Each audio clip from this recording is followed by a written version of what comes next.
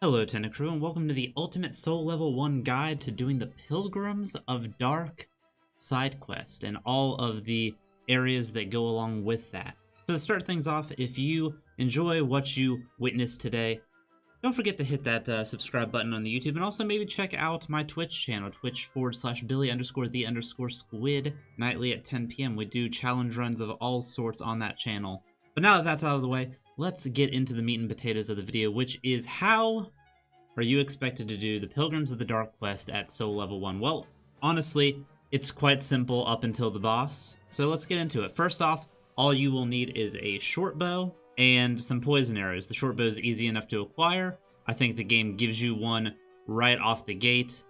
The only thing you will need from there is the poison arrows, which you can get from Gavlan, the germ warrior dude that sells stuff in multiple different locations. The first place you will find him is No Man's Wharf, and the first time you meet him, and also the second time, he'll only sell a limited number of items. It'll be the third time where you can get an unlimited amount of whatever you're needing in that regard. So first place is No Man's Wharf. Go ahead and buy his stock, and then go ahead and leave. He will relocate to Harvest Valley at this point. Go ahead and talk to him at Harvest Valley. Do the same thing, buy out his stock, and leave. Then he will relocate to the Doors of Pharos, and the Doors of Pharos is where he will permanently be for the rest of the game, unless for some reason you decide he's unfit to live and you murder him. But at this point, you will be able to buy as many poison arrows as you need. That combined with a short bow, that should be all you should need to clear out each of the dark chasms of old. So, where are these chasms located? Well, there are 3 of them. And the first one I would suggest going for would be the Shaded Woods one.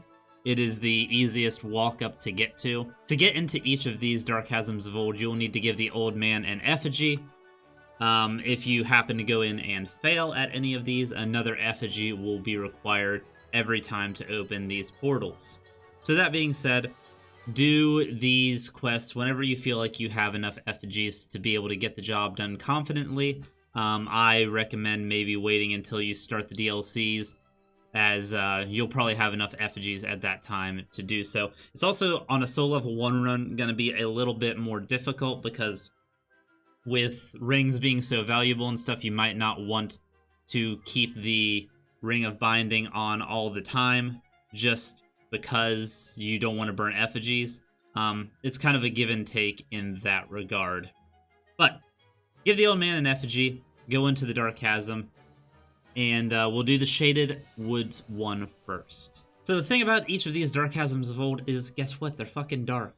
So watch your footing, run around the outskirts of this area, and it'll lead into a tunnel that narrows out and then opens up into a big room. You will see the torch that you need to light, and you'll see 2 NPCs in here. One walking back and forth in the room, and the other one standing up pretty close to where the torch light area is. I recommend taking the one walking around the room first. He will walk far enough away that it shouldn't aggro the one up by the torch.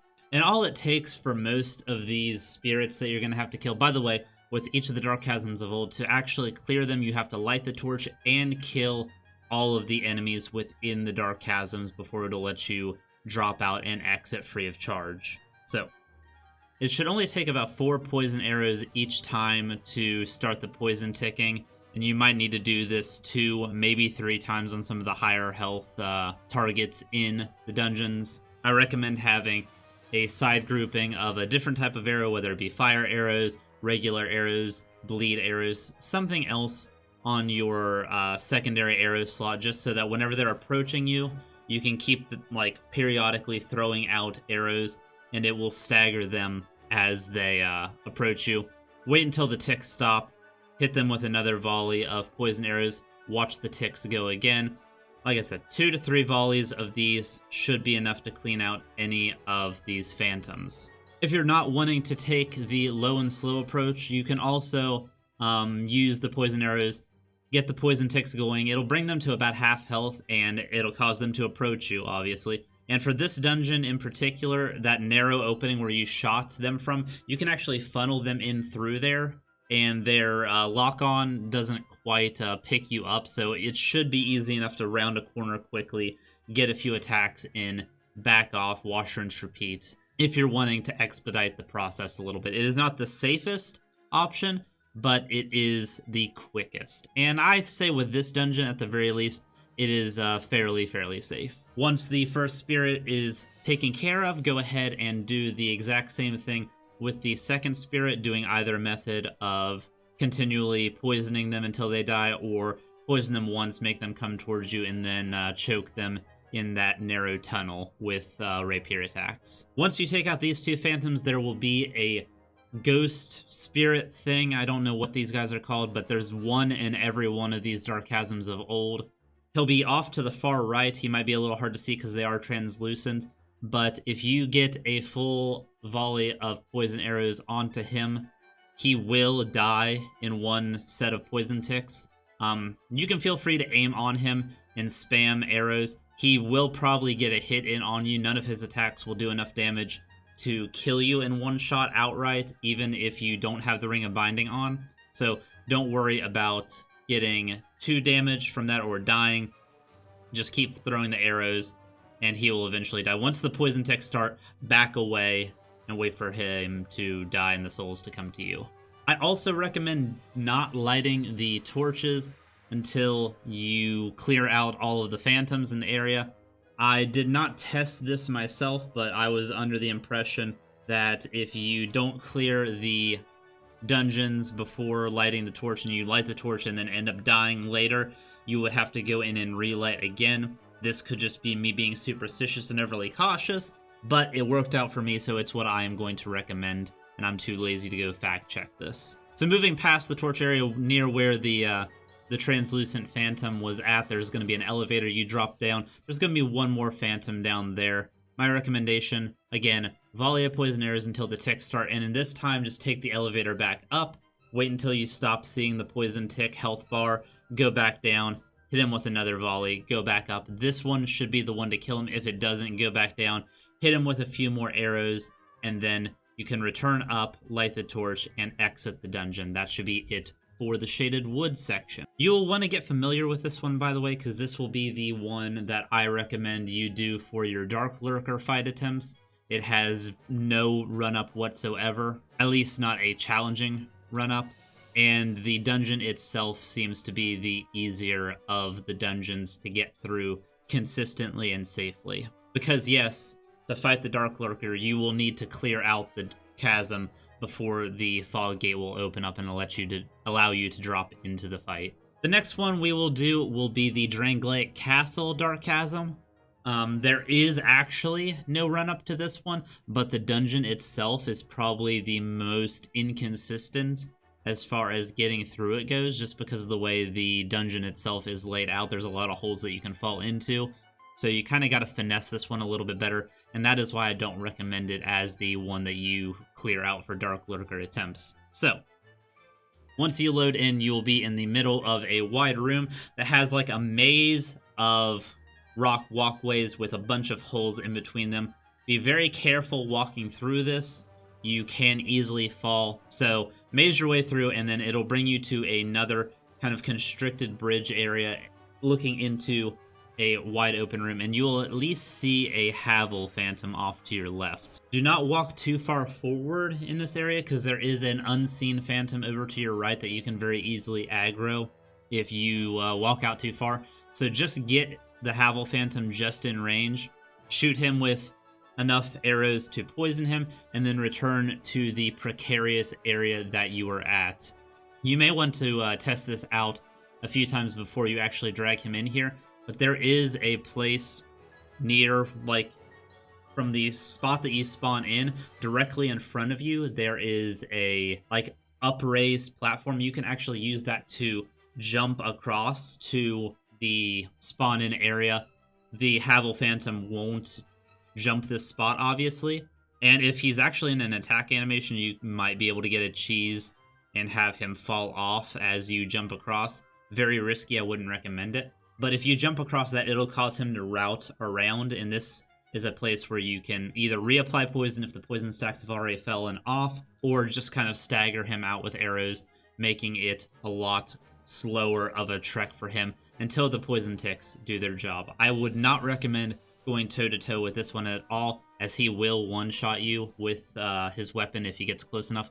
I recommend just kiting him around this maze-like area until the poison does its job.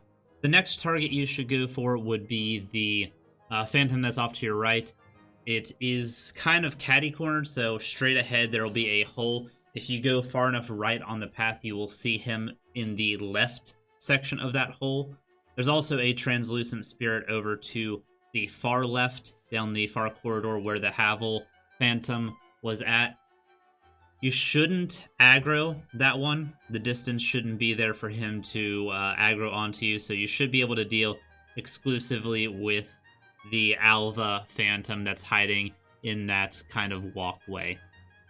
Same tactic that goes with the Havel one goes for this one. Poison arrows bring him back into the previous area. You can try to stagger him to slow his approach to that area and just wait for the poison to do its job. After this, go ahead and take out the translucent ghosty goo. Same strat goes with this one, only be careful that there's nothing behind you that you can get knocked into if he does happen to get an attack off on you. Most of his attacks do a decent amount of knockback, so keep that in mind, but otherwise, one poison volley should take care of the job. The last phantom you'll have to deal with should be a pyromancer phantom. She is at the far end of a long tunnel right in front of the fog gate that will open once you kill her and light the torch. There should be enough distance in this hallway that you can just lob poison and regular arrows down, and she should never get close enough to you to actually do any of her attacks if you like stagger them out properly and keep her in a staggered state. So poison her to death and then find the torch. It's kind of off on a side tunnel, a little precarious because the path is fairly narrow and along a cliffside, but take your time, walk through it, light the torch, come back, and this dungeon is complete. The last Dark Chasm, and certainly my least favorite, is the one in Black Gulch. It has the hardest run-up to get to, and it actually killed me more than any of the other ones did, surprisingly. This one is found off a right side cliff, hidden on the Black Gulch, so as you're running up where the centipedes come up out of the wall, if you drop down there should be a platform that catches you, should take you to where the door is that has the old man behind of it. This run-up is the most precarious to get to, just because you have to run through a lot of things to get there, and even once you drop down, there might be some of the ads that will drop down and still try to attack you, so don't get caught talking to the old man and then get grabbed by one of the leech hands. So for this chasm, it also has the most amount of phantoms in it. Of the group, I think there are 6 total, and then 2 of the ghosts. So for the first one, it's going to be a turtle boy with dual hammers. What you want to do with this one is there's also a pyromancer down there, very close proximity to him. You do not want both of these ghosts coming up and fighting you at the same time. They both have the ability to one-shot you. So what I recommend is you'll come into a room, it'll have a looping pathway around down to the bottom. At any point there, both of the phantoms will aggro onto you. If you try to look over the left side ledge and shoot to aggro one of them up, you shooting the arrow will also aggro both of them up to you. So my recommendation is hug the left side wall as you're coming in, aim down towards where you know the phantoms are going to be, and just kind of inch your way forward until the turtle phantom starts running up on his own. This will ensure that the pyro does not come up with you because it will not have line of sight to aggro onto you. Once he gets all the way up to the top, don't do it while he's trying to run the path because that'll still aggro the pyro. That's when you can start shooting poison volleys at him, followed by whatever other side arrow you have. Just play a game of keep away until he has been poisoned to death. Then you can go and try to find the pyromancer phantom down low and poison them to death as well. They don't tend to run up all the way up to you unless you break line of sight and force them to, so you can kind of use an edge and have them throwing spells at you to your advantage. Most of them shouldn't be able to hit you. If they do run up to you, it should still be a fairly easy game of keep away, as your arrows should knock them out of whatever spell animations they have. Just be careful, because the spells most likely will one-shot you if they hit you. Also, side note with the Pyro, if you are having trouble finding timing to get volleys of arrows off on him, if he's being super aggro with his spell casting, which he most likely will, and you don't have a clear line of sight, it is a viable tactic to rush up and attack him directly. He doesn't have anything close range that is going to do any significant amount of damage to you. So if you can close that gap, you should be able to kill him with one set of normal attacks. Bear in mind that you've poisoned him at least one time. From the bridge that you probably just fought the Pyro on, if you look over, if you're coming down, it'll be the right side. If you're heading back up, it'll be the left side. There'll be a ghost down in a pool. You should be able to get a volley of poison arrows off from very much safety and take him out instant. Be careful not to accidentally step forward and drop off like I just did in attacking him. If you do drop off, there is a floor there. He's most likely going to be starting to route around to the path that comes up to where you were at, so it should still be relatively safe. Coming into the hallway that has the waterfalls in it, off to your left will be where your torch is at. Off to your right will be where the rest of your phantoms are at. And I actually misspoke, there are only 4 phantoms in this dungeon. 2 pyros and 2 turtle boys. Your second turtle boy will be on the right side. It'll be along the path that drops down towards where the gate is at. You should be able to see his hammer kind of poking up as you slowly cross around. You can go ahead and shoot him and play keep away with him. It should not aggro the other phantom that's down there. Once he is taken care of, go straight ahead. Don't loop around the side. Go straight ahead and you should see the pyro standing directly beside of the gate. Shoot volleys of arrows at him. If you feel like you want to, you can rush him with your rapier as well after that first poison set is done. And that should be all of the phantoms for this area. The last ghost will be hidden off to the left underneath that lip where you just took out the pyro from. He'll just be chilling there. 1 set of poison arrows and donezo.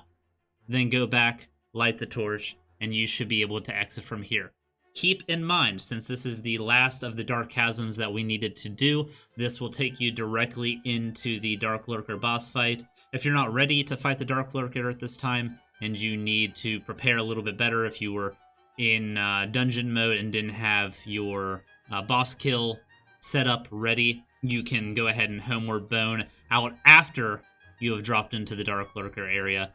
You have to do it afterwards or it will not count the dungeon as a clear, so keep that in mind. But now for the DarkLurker boss fight section, like I said, we'll be using the Shaded Woods chasm for the repeat attempts, as it is the easiest to run up to and also the easiest of the dungeons, in my opinion, to be able to clear out consistently. With the DarkLurker, he has 2 phases, one where it is a solo variant of him, throwing 3 different sets of spells. One will summon a portal and another portal. He'll throw a dark orb through one portal. It'll pop out the other and come at you. Whenever it hits the ground or yourself, it will explode, doing a decently sized AoE of damage. The best way I can recommend to dodge this one is get as far away from the secondary portal as possible and run perpendicularly to that portal. The tracking on the orb does not track very well, so you should be able to outrun it just outright by sprinting. If you're concerned, you can throw a roll in right before it hits the ground, but you should be fine on this one. The second attack that he does is a fire spew, where he'll summon a fire portal above him, and then a bunch of fire orbs will shoot out at that in kind of a shotgun formation. A lot of people say that this one is their most difficult one to dodge. I never had too much trouble with it, as if you run either left or right adjacent to the DarkLurker, you should be able to dodge it. Some say that the random trajectory of those orbs throws them off. It never gave me too many issues. The grouping was tight enough I was able to sprint through most of those no problem. Another attack he does is he will raise his hand up and shoot a Soul Spear at you. It is very well telegraphed, and the Soul Spear moves fairly slowly, so dodging in any direction, even through it, should dodge it. The only time you might have issues is if you try to dodge backwards away from it. The hitbox might still catch you. I don't believe this is a one-shot regardless, though. Don't take my word for that, but this is by far his easiest attack to avoid on the regular. And lastly, his final attack will have him floating into the air out of reach unless you still have your bow equipped and want to shoot arrows at him. Once he is up in the air, he will charge up a beam that will try to track you as you run through the area. If you stand directly underneath of him, the beam will not hit you at all. I also recommend that you take this time to do any healing or buffing that you would need to do, as you are completely invulnerable for this time. And it takes a second before he actually comes back down, and he will not attack you as he ascends or descends. So use these times wisely. Either buff, heal, shoot arrows, whatever your heart's desire is. Lastly, I do want to say that he does have melee attacks. As you get close to him, he will charge one of his arms up with like an energy beam and will slash it at you. This is a pathetically easy attack to dodge, as most of the time just strafing to his left, you will go right underneath of the swing. He does not track very well with this attack, so like I said, strafing to the left is my recommendation. Also use this for attack opportunities, as he is very much vulnerable and has to recover from the wind-up. If you're nervous about the beam hitting you, you can still dodge to the left. I always recommend going to the left with this one, as it does go from a left to right sweep based on your character's perspective. Phase 2 is the exact same as Phase 1, only there are now 2 of him. He will go through an animation, split himself into 2, and then each one will do a random spell at the same time as the fight goes forward. They both share a health bar, so you don't have to worry about killing one and then the other. Also, something to keep in mind is that while he is splitting, there is a decent amount of time where you can probably get 1 or 2 attacks in where both of the versions of him are on top of each other. They will both have hitboxes. They will both take damage. So this is like double damage time. Definitely make sure before he goes into a split you have whatever buffs you want on, so that you can take advantage of this split animation and get him as low as possible for this final form. As RNG will kind of play a part in whether this is easy or hard. If he does 2 very easy attacks, no worries. If he does attacks that cause you to kite around, the longer this fight goes on, the more likely you are to get caught by something that will one-shot you. So my recommendation for the DarkLurker fight is drop in and do not attempt to do any buffs or anything like that. If you do attempt to do those, he'll most likely hit you with that Soul Spear and it will put you on the back foot. I also recommend not having the Ring of Binding on. You are going to want full health for this fight, as it should prevent one-shots from most of his attacks, as long as you are at or around full health. The setup I run is Ring of Blades, Old Leo Ring, Flynn's Ring, and the Dexterity Ring to be able to use the Rapier along with the helmet that increases dexterity. Also have a full set of Peasant's gear on underneath, as that will give you adaptability so you're more able to dodge through attacks with the increased iframes. I believe the helmet that increases dexterity is called Kale's Helmet.